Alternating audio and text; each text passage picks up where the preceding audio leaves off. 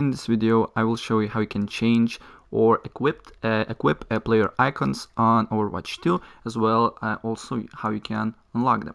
So if you want to change your player icon, what you need to do here, you need to go on career profile, and then you need to go on customizations, and here I have only 3, but if I want to change to dark, I just need to press X because I'm on controller, and I just changed that.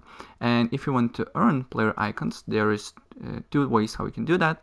So if we go on the challenges here, we can see, and if we go on the lifetime, we can see that we can earn player icons by playing different legends. So if for example, you can earn this icon just by winning 20 games as Queen.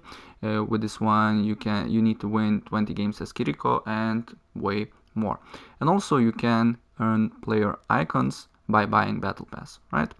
And as you can see here, even there is 3 things that you can get, but mostly by buying premium Battle Pass you can get also player icons, right? So that's pretty much it what I wanted to show you, and if I help you out, please press like button and subscribe for more. Take care, bye.